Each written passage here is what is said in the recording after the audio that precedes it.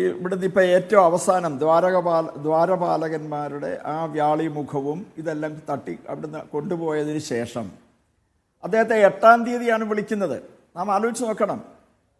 ആ സ്പെഷ്യൽ കമ്മീഷണറെ അറിയിച്ചിട്ടില്ല. ഇത് തന്നെ കണ്ടംപ്റ്റ് ഓഫ് കോർട്ടാണ്. ദേവസ്വം ബോർഡും ബോർഡിലെ ഉദ്യോഗസ്ഥന്മാരായ board secretary, executive officer, Devaswom commissioner, Thiruvabharanam commissioner, അതേപോലെ chief engineer, executive engineer, assistant executive engineer, ഇവർ ഇത്രയും പേരുടെ പേരിൽ ശരിക്കു പറഞ്ഞാൽ കണ്ടംപ്റ്റ് ഓഫ് കോർട്ട് കേസ് ഹൈക്കോടതി എടുക്കേണ്ടതാണ്.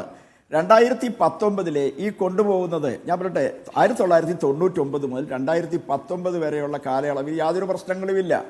ഉണ്ണികൃഷ്ണൻ പോറ്റി വന്നതിന് ശേഷമാണ് ഈ കുബുദ്ധി ഉദിക്കുന്നതെന്നാണ് ഞാൻ മനസ്സിലാക്കുന്നത്. ഉണ്ണികൃഷ്ണൻ പോറ്റി വന്നതിന് ശേഷം എൻ്റെ സുഹൃത്തെ, കോടതിയിൽ ഇരിക്കുന്ന ആ ഉത്തരവുണ്ട്, സ്പെഷ്യൽ കമ്മീഷണർ കൊടുക്കുന്ന ഓരോ കേസും റിട്ട് പെറ്റീഷനായിട്ട് കോടതി പരിഗണിച്ചുകൊണ്ട് ഓരോ സിറ്റിങ്ങിനും അന്നത്തെ നിരീക്ഷണങ്ങൾ കൃത്യമായി ഓർഡറായി വിധിന്യായമായി പ്രഖ്യാപിച്ചിട്ടുണ്ട്. അതിൽ കൃത്യമായിട്ട് പറയുന്നു. അപ്പം പിന്നെ എങ്ങനെ പത്മകുമാർ പറയുന്നത് 99 സ്വർണ്ണ ക്ലാഡിങ്സ് ഉണ്ടായിരുന്നു പറയുമ്പോൾ ഇത് ആവിയായി പോയോ? പത്മകുമാർ പറയുന്നതിനകത്ത് എന്ത് ലോജിക്കാണുള്ളത്?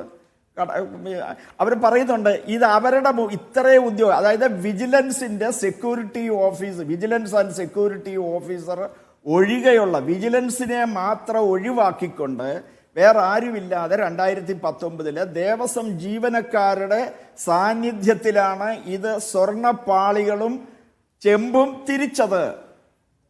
എന്നിട്ട് അപ്പൊ ഇവിടെ എന്താണ്? ദേവസ്വം ജീവനക്കാരുടെ കയ്യിലുണ്ട്, അല്ലെങ്കിൽ ദേവസ്വം സ്റ്റോറിൽ അത് കാണണം, അല്ലെങ്കിൽ ദേവസ്വം ബോർഡിൽ അത് കാണണം. അതങ്ങനെ ആവിയായി പോകുന്നത് മുഴുവൻ സ്വർണവും ആ സ്വർണം കണ്ടെത്തിയേ മതിയാവുകയുള്ളൂ.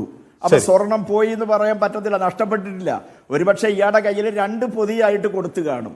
ശരി, എന്തായാലും അത് ചെമ്പുപാളിയാണ്, സ്വർണ്ണപ്പാളിയല്ല എന്ന് അന്നത്തെ ദേവസ്വം പ്രസിഡന്റ് വാദിക്കുന്നുവെങ്കിൽ, അന്നത്തെ ദേവസ്വം മന്ത്രി ചോദ്യങ്ങളിൽ നിന്ന് ഒഴിഞ്ഞു മാറുന്നുവെങ്കിൽ തീർച്ചയായിട്ടും ഇതിലെന്തൊക്കെയോ കുഴപ്പങ്ങളുണ്ട്. ആ കുഴപ്പങ്ങൾ അന്വേഷിച്ച് പുറത്തു വരേണ്ടതാണ്. അത് മുഴുവൻ അയ്യപ്പ ഭക്തരുടെ മാത്രമല്ല, സംസ്ഥാനത്തെ മുഴുവൻ സാമൂഹിക സമാധാനത്തിനും അത് അനിവാര്യമാകും എന്നുകൂടി ചൂണ്ടിക്കാട്ടുന്നു.